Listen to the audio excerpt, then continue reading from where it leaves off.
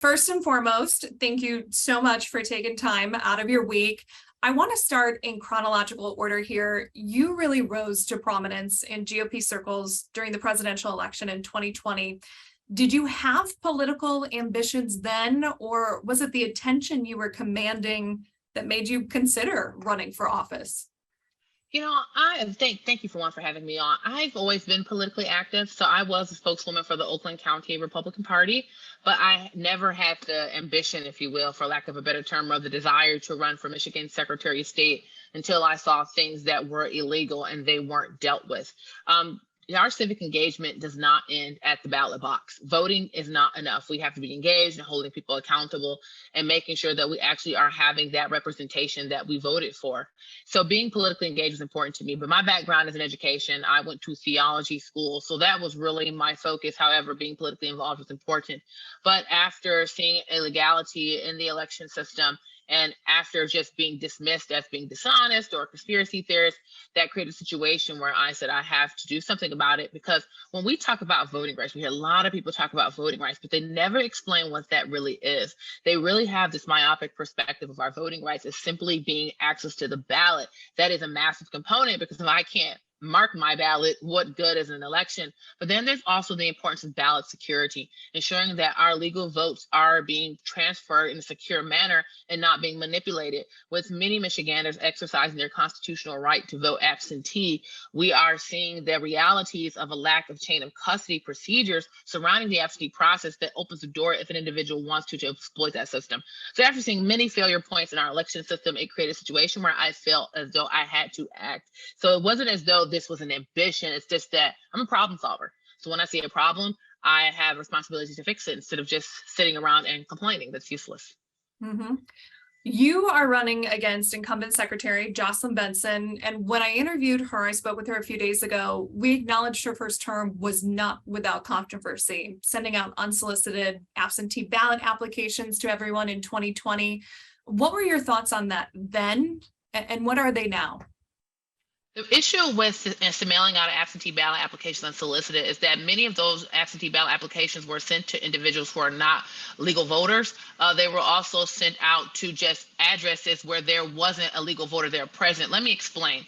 So when those absentee ballot applications were sent out unsolicited, many of them were sent out to women out of state. So these were individuals who are registered voters in other states, but they're receiving an absentee ballot application from Michigan. That's a problem. So even though that person is a U.S. citizen, they're not a registered voter in the state of Michigan. They're not a lawful voter of Michigan. Also, there were situations where individuals who are in our country legally, they're on visas or maybe a green card holder in the process of becoming a citizen, they also were receiving absentee ballot applications. So how do these individuals wind up on the voter registration database for the state of Michigan? That should concern everyone. So it's not as though these individuals themselves were looking to commit fraud or any type of illegality, but for some reason, my opponent decided to mail out those absentee ballot applications to individuals who are not registered voters in the state of Michigan. Also, people received absentee ballot applications for dead loved ones who never lived in their home. And the Secretary of State is the only person who has access to that level of records to know who's related to who's dead and who's alive, all of that together. And so that created a scenario where many people felt as though there was potential malice, not just incompetence or a mistake. And so when we see more mail-in voting, which people have a constitutional right to vote absentee, but there's a lack of security around that process. And my opponent's response was just that, people are conspiracy theories and threats to democracy. And it's just like, that's such an insult. The people of Michigan have every right to scrutinize our elected officials. And whenever an elected official's response is that these people are threats to democracy and conspiracy theories and liars, when we're just saying what we saw and identifying actual issues, that creates a situation where we have to act. And to me, that says a lot about character. Character does matter. And when people complain about an elected official, for that person's response is just to call people liars and threats, that should concern us to say, hey, this person doesn't like accountability, and people who don't like accountability shouldn't be in public office. Speaking of fraud, speaking of what you saw, you say you witnessed fraud in Detroit, working as a poll challenger in 2020. What did you see? So I was a poll challenger at the absentee counting for what was formerly called the TCF Center, and I was standing at the adjudication screen, which actually the adjudication process that Detroit utilizes is technically illegal, but that's a separate conversation. So I was standing at the adjudication screen, and I saw two ballots on, of course, separate occasions. One ballot, the voter voted for Joe Biden and the Green Party candidate for president. What is supposed to happen is that ballot is to be, what was supposed to happen per their adjudication process was that rest of the ballot was supposed to be counted, and that particular race was supposed to be discarded because it was an overvote. Well, they gave that vote to Joe Biden, when technically the adjudication process in and of itself is illegal. If someone does not mark their ballot appropriately, the adjudicator cannot sit there and decide, well, I think this is what the person really meant. Like that, it doesn't work that way. And then after they gave that one vote to Joe Biden specifically, another voter voted straight party ticket Democrat, straight party ticket Republican. They filled in the ovals completely, so it shows intent. They made no other marks on the ballot, and the adjudicator says, I think I'm going to give it to the Democrats. Once again, that is illegal. That ballot is to be tossed out because this person canceled out. They intentionally voted more than they were supposed to for that race, so then it's tossed out. So the adjudicator says, I'm going to give it to the Democrats. At that point, I said, no, I'm going to challenge that. I went to go get her immediate supervisor. This person walks over, looks at the screen. I explain the situation, and this person just says, I don't know. What do you think? And I'm just like, what do you mean? What do you think? This is ridiculous. This is not a situation where these people are poorly trained. Oh, they were trained precisely in what to do. And then after that, I go get the guy who's overseeing the entire TCF center, and he comes down, looks at the screen, and I explain the scenario to him, and he goes, I don't know. What do you think? I'm like, what is going on? So the people operating Michigan's largest ballot processing facility are playing coy, like they don't know what to do. And so then I say, why not give it to the Republicans? Not that I was looking for them to do that because that's illegal, but I was trying to get them to distinguish the difference. What is the difference between each mark? Because they were literally the same. And at that point, the man just began yelling at me. He began yelling at me and said, you can't talk to her. And then he told her to push it through. And she highlighted the ballot, straight party ticket Democrat, and pushed it through. Those are two fraudulent ballots I personally witnessed. So when I saw something like that, and I was the only person who saw things like that, illegal ballot duplications, I saw multiple illegal ballot duplications. The state of Michigan election law does not permit you to duplicate a ballot because it's at the wrong precinct. The only time you can duplicate a ballot is if it's either torn or soiled. The law is clear, and I personally witnessed that. And then we brought our concerns, and Secretary Benson just calls everybody liars. Oh, you guys are just liars. It's like the law is clear. Lots of people saw this. The law says you're supposed to do this. They were not doing that. That is a violation of the law. And the Secretary of State has a responsibility, a statutory responsibility to go off and investigate. But instead, my opponent just chose to call everybody liars, even though we witnessed it. So those are the types of things that prompted me to run for Secretary of State. Just imagine witnessing a crime and then having the person who's responsible for enforcing that law turn around and call everybody liars and say they're threats to democracy. And then you have Dana Nessel claiming that I'm potentially engaging in a felony and could be criminally charged. I mean, just a total abuse of power. She needs to be impeached. When you see things like this, I'm the anti-corruption candidate. That's what I am. And that's why I've created so much fuss, is because when you are seeking to root out corruption, you're naturally going to create a situation where those protecting the managed corruption are going to dislike you. And their only response is going to be, this person is lying. They're not going to raise their hand and admit that they broke the law. That's just not going to happen. Staying on the election, some of your opponents call you an election denier. How do you feel about that label? Is that something that annoys you? Is that a badge you wear proudly? I think it's really an absurd term. No one's denying the election occurred. What we're denying is that the election operated per the rule of law. And what's kind of comical in it all is people will say, well, you denied the validity of the election. I say, yeah, I did. If I thought my opponent did a good job, I wouldn't be running for Secretary of State. I mean, that's just kind of nonsensical. I mean, it depends on the type of people. Some people are groomed for public office. I'm not. I'm an everyday mom who saw a problem and wants to fix it. So naturally, yes, if I see illegality, and lots of people see illegality, and we're turned around and called liars, then we're going to say, wait a second, why are people so invested in protecting election corruption? We need to do something about it. So, people can call me whatever they would like. nobody likes it, but it's just part and parcel of running for public office. So if your feelings get hurt by things like that, you don't need to run for public office. But it's what people need to understand is that my goal is to depoliticize the office of Michigan Secretary of State. I don't care if you're a Republican, Independent, Democrat. That's really none of my business.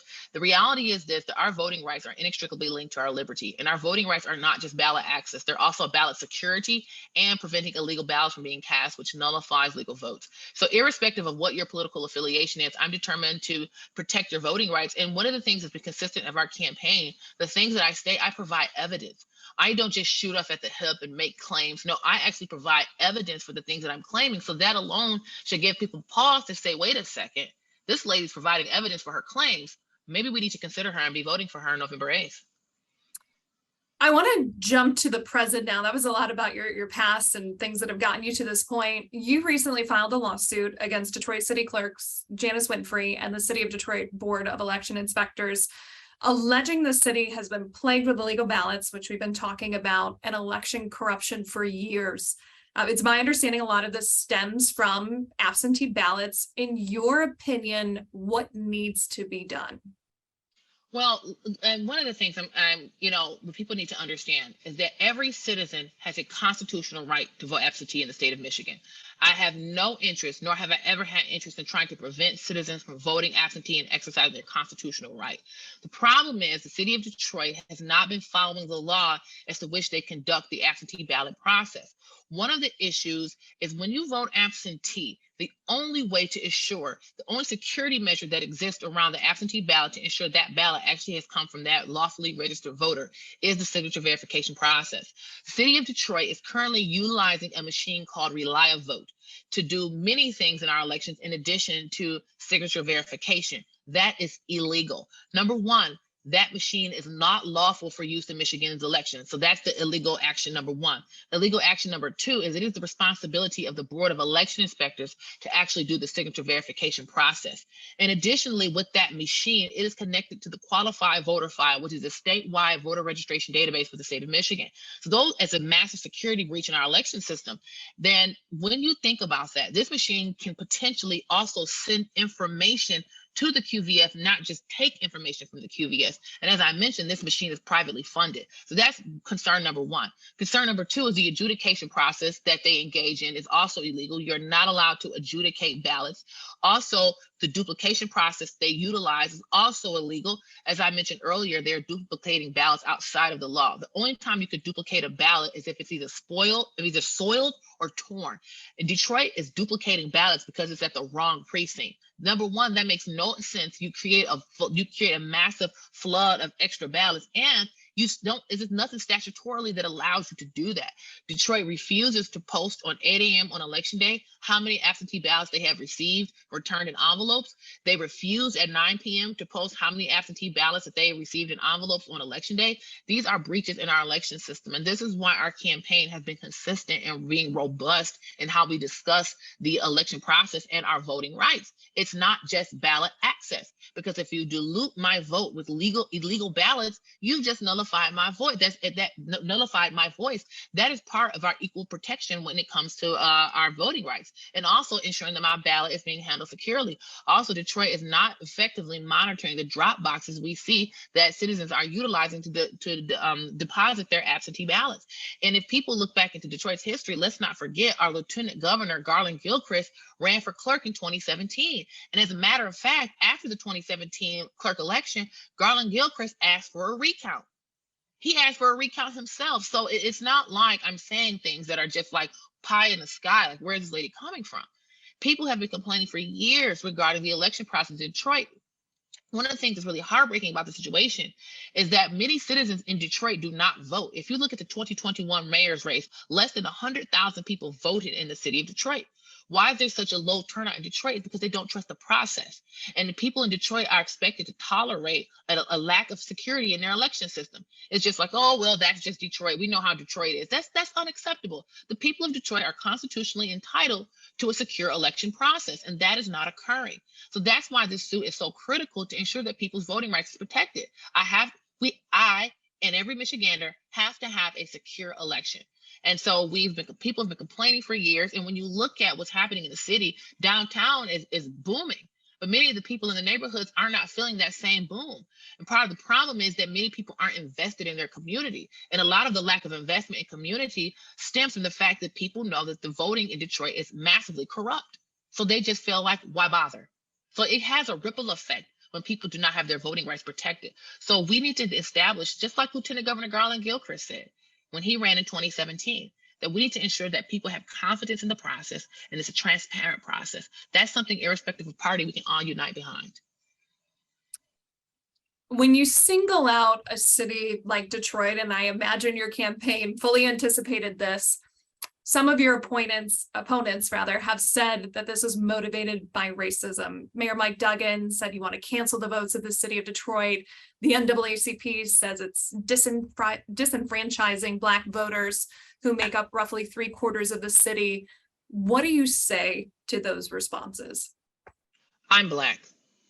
I'm a Black woman. This is how foolish these people have become. That any criticism of Detroit, they holler out racism. Duggan is a white man calling a Black woman racist. This is nonsense. And then the people who are disenfranchised by the corrupt election system are Black too. So now you have a bunch of elites in Detroit who are living very wealthy, very comfortable lives, are quite fine with a broken election system that disenfranchises the people of Detroit. They are lying. No one is seeking to disenfranchise Detroit voters. They are disenfranchising Detroit voters by protecting election corruption. As I mentioned before, the voter turnout rate in Detroit is very low. And if anyone has a bit of honesty, they will know that the common theme in Detroit is that the elections are a mess. As I said before, Lieutenant Governor Garland Gilchrist ran. Tom Barrow ran for mayor last year, complaining of fraud in our election system, complaining how Detroit was ordering way more than necessary test ballots that are totally unaccounted for. Why is it that every election, the Detroit's precincts do not balance? In the state of Michigan, precincts that do not balance cannot be recounted. So these types of issues are constantly plaguing the city. And then anytime someone points it out, they go scream racism. I mean, one of the attorneys on the case is Black. One of the other plaintiffs is Black. So they want to accuse Black people of racism for complaining about corruption in a Black city that disenfranchises Black people. And the folks hollering out racism are the ones who benefit from the corrupted system. So, you know, those people are corrupt themselves. They want to protect the corruption because it keeps them wealthy. It keeps them in power at the expense of the Detroit voters. Look at these people who've been quote unquote leaders for decades. They're living very comfortable. I would love to see the inside of their houses and the type of cars that they drive. But look at the life of the average Detroiter. Drastic difference. It's because they're benefited from the corruption. So corrupt people are going to say nonsensical things. It's to be expected. Do you feel like when you are a Black woman, a Black man as a politician, that perhaps it's easier for you to be perceived as a pawn for the party? Is there less respect there? I think so. Absolutely. There's this thing that for so long, I feel as though as a Black woman, the pain of our ancestors has been weaponized to cover up corruption. It has. You have so many people, like the city of Detroit, when they responded to the claim, they are claiming of racism. I mean, this is just nonsense. Any type of complaint, any type of issue people share about Detroit. Detroit is not the only predominantly Black city. Southfield is a predominantly Black city. Flint is a predominantly Black city. The city I live in is also predominantly Black. There's Pontiac. There's lots of predominantly Black cities. The reality is this, that these people have created a situation that they holler out racism to cover up their corruption. And then these same individuals want to turn around and act as though someone speaking truth about their corruption is a pawn. I've proven that I'm not a pawn by the fact that I can eloquently articulate the points. I've proven that I'm not a pawn by I've been in the city for years as an educator, loving on students in Detroit, ensuring that they have a quality of education. The way you actually love people isn't by protecting corruption that benefits you. The way you actually love people is by ensuring they live in a system that they can thrive and grow in. And part of the reality of ensuring that people have a system that they can thrive and grow in is ensuring that they have their voting rights protected. That is a frequent thing that people say just to insult. You know, the way I see it is if you look at a lot of very poor countries, they typically have a very wealthy leader who is being paid off by another entity who's benefiting from siphoning the resources out of that land. You look at countries like Haiti, you look at a lot of other countries that are very poor. They'll have a wealthy leader while the people are suffering. And when I see cities like Detroit, that is what I see. I see a few people, a few civil rights leaders who get their pockets padded very, very nicely. A few pastors who get their pockets padded very nicely by the powers that be who are controlling the city to keep the people in line and stop them from complaining and rising up and saying, no, we demand quality city. And you see this in a lot of poor countries. You see this in a lot of cities as well. And so naturally, someone as myself who is calling it out, they're going to call you upon. But look at the quality of life of the average Detroiter outside of downtown. What is it like? That should answer the question right there. You spoke about your time as an educator and spreading love. This has certainly been one of our most turbulent elections. In that spirit, and you may have already been asked this once before, but what is one nice thing you could say about your opponent, about Secretary Benson? I appreciate the Winter Wonderland and Water Wonderland plates that she created for the Secretary of State's office. Not Secretary of State's office, but for the vehicles, is that police officers appreciate that because they're easier to read. So plates that are dark with lighter letters are actually easier for law enforcement to read. So I do appreciate those plates. All right. If elected, would you certify election results in 2024? You would have served as secretary, you would have oversaw those elections, moving forward. Talk about that certification. Yeah, I'm about following the law. How I personally feel about candidates and parties and different individuals, that is none of my business. That's what needs to change in our election system. I would totally depoliticize the office of Secretary of State. I would ensure that the law is being followed and also ensure that there's more increased citizen oversight. That way, when it's time to certify the election, there's not all of this confusion and distrust. When we talk about transparency, it's really become just a buzzword. In reality, transparency is about increased citizen oversight. So it's important for me as Secretary of State when elected is to ensure that citizens have increased trust in the process. That way, when it's time to certify the election, there's not all this controversy. But I will be certifying the election results irrespective of who the winner is, because it's all about following the law, not following my personal feelings. Kristina Karamo, before I end this recording, we covered a bit of past, present, future. Is there anything else you wanted to add? Any subject we didn't touch on, whether it be election security or improvements you'd want to make as Secretary of State? I do want to point out to Michigan, and I think you've taken this time to interview me, but I also want to point out to Michigan, I think people should know that there's millions of dollars being poured into Michigan from out-of-state actors to keep my opponent in office.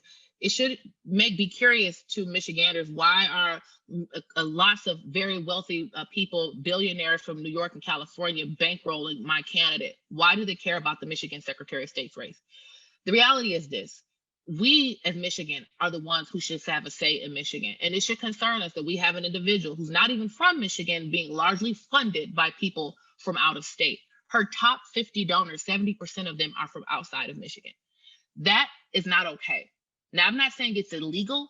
It's not illegal at all. It's totally lawful. However, that should say something to us that Michigan isn't even funding largely this person. The reality is this, is that our voting rights are a necessary component of our liberty. That's the only way we, the people, have control of our government. The things I have said are not nonsensical. They're not conspiracy theories. It's not craziness.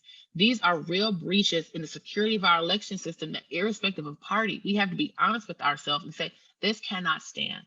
I am committed to serving the people of Michigan. My first allegiance is to God and then to the people of this state.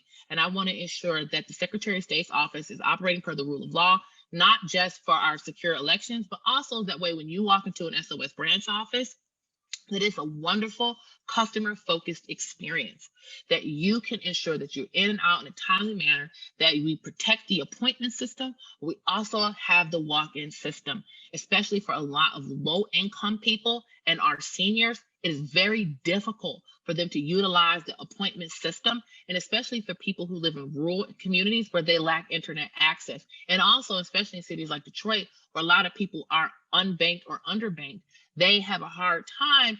And so with that, they have to utilize the in-office services. They can't use the the online system, and not all kiosks accept cash. So we want to ensure that we are robust in our problem solving. That way we know Michigander is left behind and can fully access the Secretary of State's office.